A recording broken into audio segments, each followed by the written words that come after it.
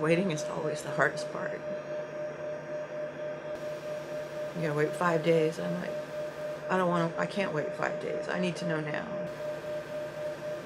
Just waiting to hear that everything's okay, I hope. Shelly Smith? Me. Okay. I'll take your clipboard. Oh, yeah. The hardest part about watching my mom battle with breast cancer is the lack of control. I was scared. I didn't want to tell anybody. I told my daughter, I told a close friend, I told work because I had to let them know. And they said, whatever you need, whatever you need. This was May 2014. And I didn't know what I had. I didn't know how bad it was. I didn't know if it had spread to my bones and my organs. I just had so many unknowns. It was just I was almost numb. I think I learned a lot through the process, and it was a lot about knowing when to offer help and when to kind of just shut up and let her be and do her own thing. It was hard. It was really hard. But I think we both sort of learned a lot throughout the process and kind of figured out what worked and what didn't. Oh, there it is. Are you tender here or are you okay? No, I'm okay. Okay, good. It's like a black hole. When you're going through chemotherapy and radiation to a lesser extent, you need to respect what it's doing to your body. And so I did. So I laid around a lot and I slept a lot and I took walks with the dog just to keep moving. But really it was the time just to respect, knowing I was going to be sick. This is called Arimidex. It's an anti-estrogen pill that I will take every day for 10 years. And I took it for 6 months ahead of my surgery, and it reduced the tumors enough that I could have a lumpectomy instead of a mastectomy. And that was very important to me. Did you ever get sad? It can be tough. Yeah. But I always tell myself that I'm helping somebody. Yeah, you are. And that's what helps me cope. Yeah. That I'm actually doing something good. Yeah. I never had any doubt that she would beat it. And we were so confident and comfortable with her doctors and with her prognosis that we had the outlook that a lot of people don't get, that a lot of people don't have, and that it was just a matter of when, not if.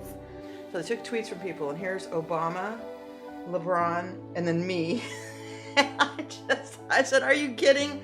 Obama, LeBron, me. A logical, trio of tweets. Just cracked me up, but it was so sad. But what I said was, I now fight the fight my two good friends, Brian Burwell and Stuart Scott, would love to still have. Because of them, I have no fear, and that's true.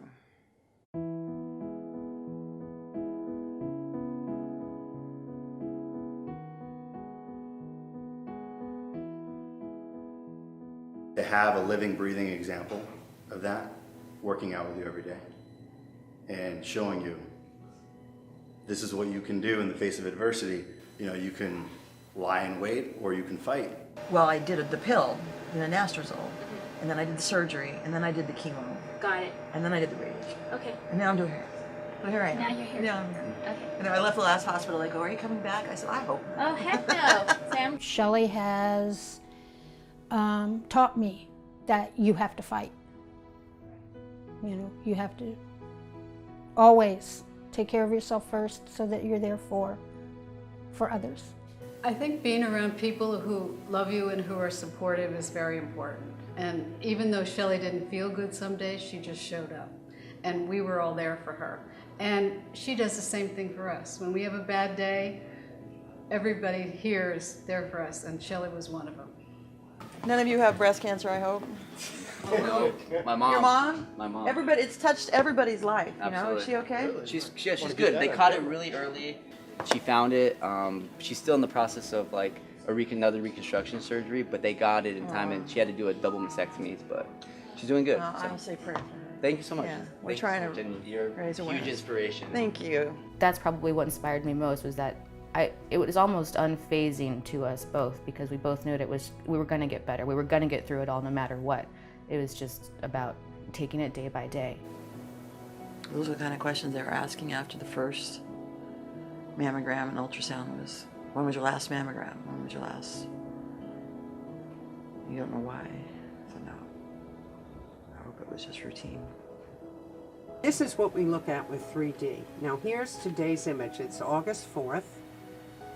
This is a 2D mammogram, this is 3D. If I want to see what's in this white area, it's very hard to see a snowball in a snowstorm, right? I mean, think about it, white on white, not easy. But if we can change that so that we can go through the P, you'll start to see that it's made up of lots of little densities here, and it's not really a mass. So this really, really helps Oh, that's me. amazing, because you And might then- look here and think that's a mass, and the Exactly. 3D, you can And see that I it's can not. also go back into your former films. As a friend, you know, you try to stay positive, and you make sure you don't say something that will lead to negative. But once she got going, I had a sense that she was going to beat it. You see? Oh, yeah, yeah. And I don't really see any masses. I don't see anything bad. Everything looks perfectly fine on this side, and it looks great. I don't see anything at all. That's a relief.